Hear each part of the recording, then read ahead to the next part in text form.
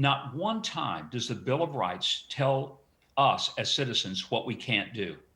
It tells government what it can't do. That's right. It is not a list of do's and don'ts for me as a citizen. It's a list of don'ts for the government to get their hands off my liberty.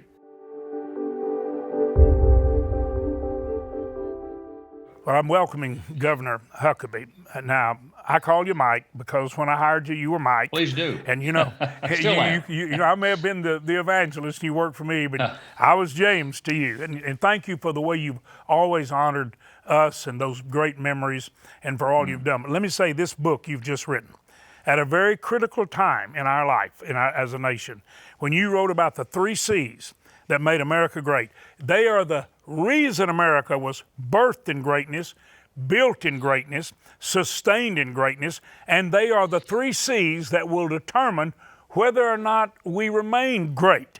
And that really is, let's just cut to the chase. Tell us those 3 C's and then just expound on them a little bit, because this really is the answer to the future of freedom. Well, James, Steve Fiesel and I, in writing the book, The 3 C's That Made America Great, we listed 3 things, all starting with C: Christianity, capitalism, and the Constitution. Let me explain why those are the underpinnings. And we wanted to remind people who we are as a country, where we came from, what makes us strong, what is our foundation, what are the underpinnings.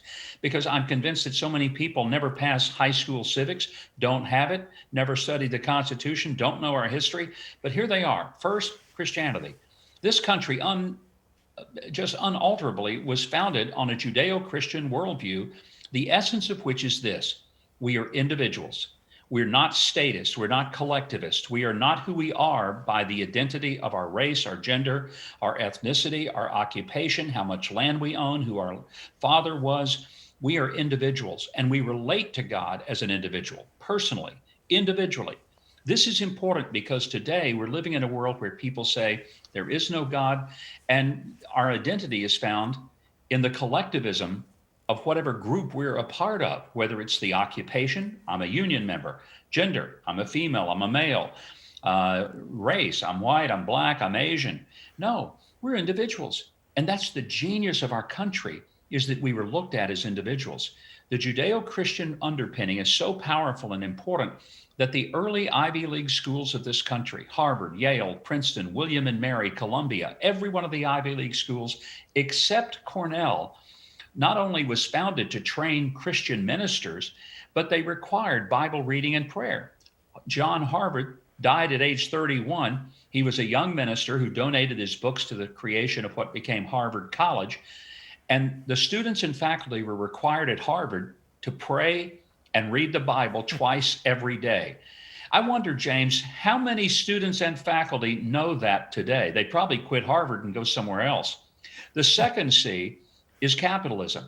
And capitalism is free enterprise. It means that instead of the government owning things and either letting us use it or loaning it to us, we have this extraordinary historical privilege to own the land under our feet, to own the property, and to own things that we work for. And if we work hard and we make the right choices, we can attain things and we can give them to our family. We can be generous in charity. That's why America is the most generous nation on earth. We do more charitable giving per person than anyone else on the planet, part of which is because we have the joy of making our own money and we have the discretion of spending it as we like. I could go on and on about capitalism, but I know our time is short. So I just want to say that this free enterprise system has taken us from a place where there was nothing to a place where we're the most prosperous nation in the history of the world, and we did it in a very short period of time. It is why we are who we are in prosperity.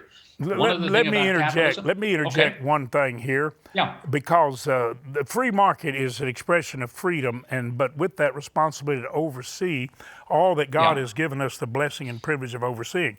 Here's the sad thing about this free market. The money that's been made and the wealth has been used to endow the very universities that are now destroying the free market system that gave the wealthy the ability to endow the very academic institutions that are destroying everything that made America great. And I really wish these wise people would pull the plug on all this nonsense. And the other thing is, Mike, we need to get very upset about how our tax dollars have been used to fund the belief system of the deceiver and the destroyer of everything pertaining to life and godliness. So, buddy, I'm telling you, what you just talked about is not a small thing. Go ahead and move on to that last C, because, boy, it's a biggie, too. Well, and the last C is the Constitution. Most people just underappreciate what an inspired document. I don't mean inspired in the same way the Bible is, which is infallible and inerrant, but it is an inspired document that was written by men, I believe, under the divine providence of God. And I'll give you a couple of examples. The Constitution recognizes our sinful nature. Now, that will shock a lot of people, but let me explain why. The reason the founders created three branches of government that are equal to each other were to create checks and balances, because they understood that man left to himself is naturally sinful and corrupt. And that if there is a branch of government that does not have a check and a balance, that doesn't have someone who can stop it, then corruption just overcomes. So that's why we had not one, not two, but three branches that require agreement. Now, we can make parallels to the Trinity, but I think it's valid to say that there was a reason that we had that. Here's the bigger picture and the most amazing thing about our Constitution, and specifically the Bill of Rights. Not one time does the Bill of Rights tell us as citizens what we can't do. It tells government what it can't do. That's right. It is not a list of do's and don'ts for me as a citizen. It's a list of don'ts for the government to get their hands off my liberty, to leave me alone, to let me worship, to let me speak, to let me assemble, to let me even petition my government and complain about it, to let me defend myself, my family, my property, to keep the government from walking into my house unannounced and looking around because they just were curious, to keep the government from putting me in prison without giving me the right of defense and the right of due process and the right to even be considered innocent until some of my fellow citizens decide that I am guilty beyond reasonable doubt. It gives me the right, the unabashed right, to live my life so that if I get accused of something and am declared innocent, I can never be accused of that again. In every one of these cases, James, it tells the government to leave me alone and don't get so big that it takes my liberty. My gosh, why can't we celebrate that Constitution? It's the greatest living man-made document in human history, and America is blessed to have it as our foundation. So if you take Christianity, capitalism, and the Constitution, you have this God-blessed country called the United States of America. And rather than people going around and wanting to destroy it and burn it down, we ought to be on our knees, not because we are defying the flag, but on our knees thanking God that we have that flag and that we have this country, a true light to the world.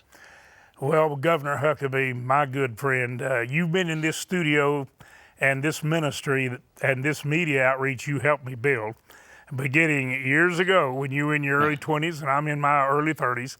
And we would have this studio packed, overflowing, as we do when you come, and they would be standing cheering.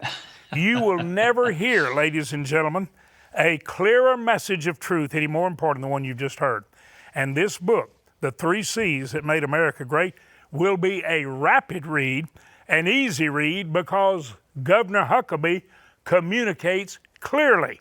He's not going to take you down some endless trail. He's going to get straight to the point. Governor Huckabee, my good friend, thank you so much for sharing. Thank you for being who you are as one of the greatest statesmen on earth for the glory of God and the future of freedom. Thanks for this book. Thanks for all you do. Blessings to everyone in your family. Thank you, Governor Huckabee. Thank you, James. I love you and Betty, and thank God for the investment you made in my life. I would not be where I am today had it not been for your love, your kindness, and your mentorship. Thank you, my friend. Thank you, and thank God.